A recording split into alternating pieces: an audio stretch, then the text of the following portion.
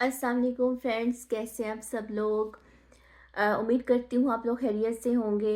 नाज़रीन, आज जो मैं आपके सामने एक कॉन्सेप्ट लेकर आई हूँ, और मंगल दोष जो है वो आपने बहुत सुना है और बहुत पढ़ा है। मुझे बताने की ज़रूरत नहीं है क्योंकि आप इसके बारे में बहुत अच्छी तरह से जानते हैं कि मंगल दोष जो है वो क्या होता है, ठीक है।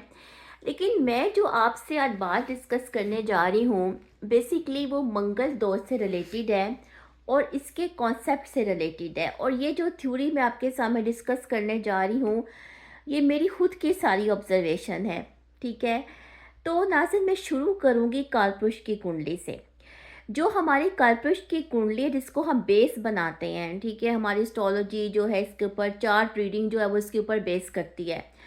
उसमें फर्स्ट हाउस जो है वो मार्स का है और उसके ऑपोजिट जो हाउस है वो वीनस का है, ठीक है। नाज़रीन, अब मार्स एंड वीनस, ठीक है, ये दो प्लैनेट्स हैं जो कि इस कायनात का निज़ाम चलाते हैं। किस सेंस में चलाते हैं कि मार्स जो है वो होल मैस्कुलिन एनर्जी है और वीनस जो है वो फेमिनिस्टिक एनर्जी है। तो इन दोनों के जो मेल मिलाप से जो है वो आगे अफजाइश नस्ल चलती है, यानी कि रिप्रोडक्शन का सिस्टम जो है वो इन दोनों प्लैनेट्स से चलता है।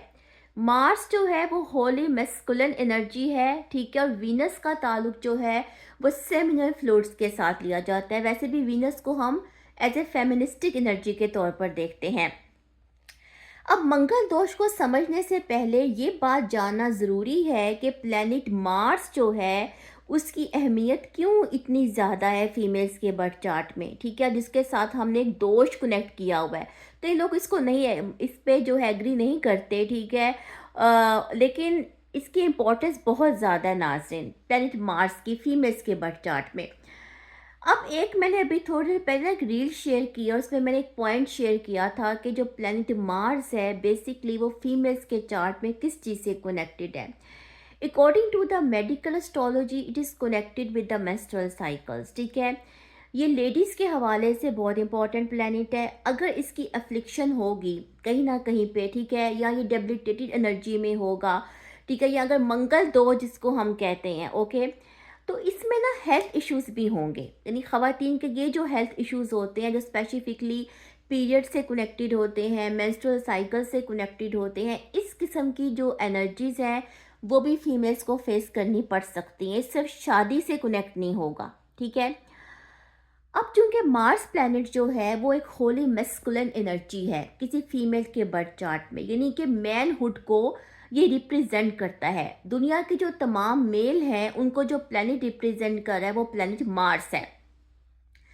अब ये जो मैस्कुलिन एनर्जी है ये भाइयों की सूरत में भी हो सकती है क्योंकि मार्स भाई है, ठीक है।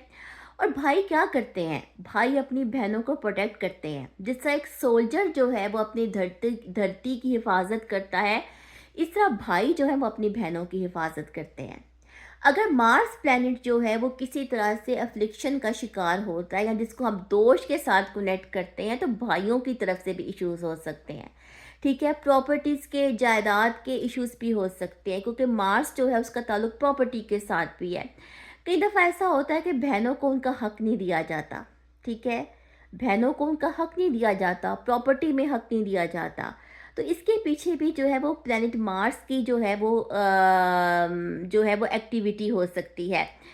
इसके अलावा नाज़रीन, जो मार्स प्लैनेट है वो बिफोर मैरिज जो है उसकी, बिफोर मैरिज किसी किस्म की जो अफिलिएशन है, अफेक्शन है, उसके साथ कनेक्टेड है। इसका ताल्लुक जो है वो रेपुटेशन के साथ भी है, ठीक है। तो अगर किसी फीमेल के लिए कोई खुदा ना खास्ता किसी के साथ कोई ब्रूटल एक्शन हुआ है मेल की तरफ से, तो उसके पीछे भी प्लैनेट मार्स का हाथ जो है वो हो सकता है क्योंकि प्लैनेट मार्स जो है वो एक मैस्कुलिन एनर्जी को दिखा रहा है जिसमें पूरा मैनहुड आ रहा है, भाई भी आ रहे हैं, हस्बैंड भी आ रहा है, जो है शादी भी उसके साथ कनेक्टेड है। तो ये सारी चीज़ें जो हैं वो मार्स के हवाले से देखी जाती हैं। इसलिए मार्स की जो अहमियत है वो ख़वातीन के चार्ट में बहुत ज़्यादा है, ठीक है। ये हेल्थ के साथ भी कनेक्टेड है, ये शादी के साथ भी कनेक्टेड है, ये लव अफेयर्स के साथ भी कनेक्टेड है, ये अनफुलफिलमेंट इन लव अफेयर्स उसके साथ भी कनेक्टेड है, ये फ्रस्ट्रेशन के साथ भी कनेक्टेड है। तो ये बहुत सारी चीज़ों के साथ जो है कनेक्टेड है।